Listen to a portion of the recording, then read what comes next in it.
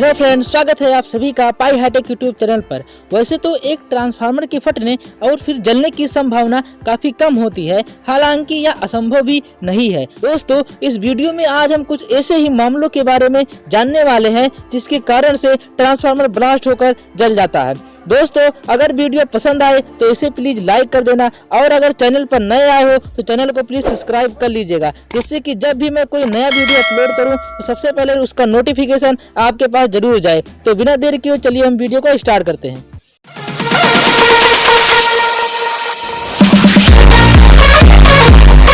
दोस्तों, अगर हम पहले कारण की बात करें कि जिसके कारण हमारा ट्रांसफार्मर जल जाता है, वह होता है ओवरलोडिंग। यानी कि मान लीजिए कोई 25 kVA का ट्रांसफार्मर है और उस 25 kVA के ट्रांसफार्मर से हम 30 kV वाले ट्रांसफार्मर से कनेक्ट लोड के बराबर अगर हम लोड उस 25 kV वाले ट्रांसफार्मर से कनेक्ट करते हैं तो वह ट्रांसफार्मर हमारा ओवरलोड हो जाएगा और कुछ समय बाद वह जल जाएगा। दोस्तों, अगर हम दूसरे कारण की बात करें तो जो दूसरा कारण है वह है ट्रांसफार्मर के कॉइल के इंसुलेशन का कमजोर हो जाना। दोस्तों, हम सभी जानते हैं कि ट्रांसफार्मर में इस्तेमाल किए जाने वाला कॉइल बहुत ही पतला होता है, लेकिन उस कॉइल के ऊपर से करंट पास नहीं करता है। ऐसा इसलिए क्योंकि जिस तरह से हमारे घर के वायरिंग में इस्तेमाल होने वाले तार के ऊपर प्लास्टिक का कवर लगा होता है, ठीक उसी तरह से किसी भी कॉइल में इस्तेमाल होने वाले पतले तार के ऊपर भी एक पतला सा कवर चढ़ा होता है, जिसे इंसुलेशन कहा जाता है। बहुत बार जब कोई ट्रांसफार्मर ज़्यादा इस्तेमाल होने की वजह से कमज़ोर हो जाता है या फिर यदि उसका कॉइल ही घटिया क्वालिटी का होता है तो उसका इंसुलेशन भी कमज़ोर होता है। जब ऐसे ट्रांसफार्मर में सप्लाई दिया जाता है तो कॉइल के थोड़ा सा गर्म होते ही वह इंसुलेशन जल जाता है, जिससे वाइंडिंग शॉर्ट सर्किट होने लगती है, जिस वजह से कुछ दिन बाद ट्रांसफार्मर जल जाता है या फिर ब्लास्ट हो जाता है।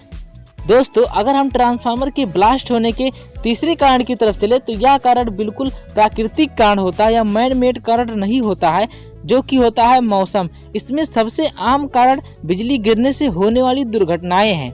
बिजली गिरने से अक्सर वायरिंग और ट्रांसफार्मर उपकरण क्षतिग्रस्त हो जाते हैं। अन्य मौसम की स्थिति जैसे तेज हवाएं और बारिश के कारण भी ट्रांसफार्मर पर पेड़ गिर जाते हैं, जिससे विस्फोट हो जाता है। हालांकि ट्रांसफार्मर में वोल्टेज को बढ़ने से रोकने के लिए सुरक्षात्मक सर्किट होते हैं, जिन्हें वोल्टेज बढ़ने पर सिस्टम को बंद करने के लिए डिजाइन किया गया है, लेकिन इन सुरक्षा उपकरणों को ट्रिगर होने में लगभग 60 मिलीसेकंड तक का समय लग जाता है और ट्रांसफार्मर को उड़ने के लिए इतना समय काफी पर्याप्त होता है।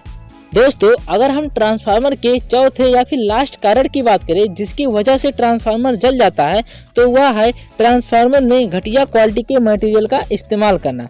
किसी भी ट्रांसफार्मर में इस्तेमाल किए जाने वाले छोटे से छोटे सामान के भी बड़े बड़े काम होते हैं। उदाहरण के लिए यदि एक मटेरियल टिश्यू पेपर को ही ले लीजिए, यदि ट्रांसफार्मर में इसका इस्तेमाल नहीं किया जाएगा तो प्राइमरी एंड सेकेंडरी कॉइल आपस में शॉर्ट हो जाएंगी और ट्रांसफार्मर जलकर खराब हो जाएगा।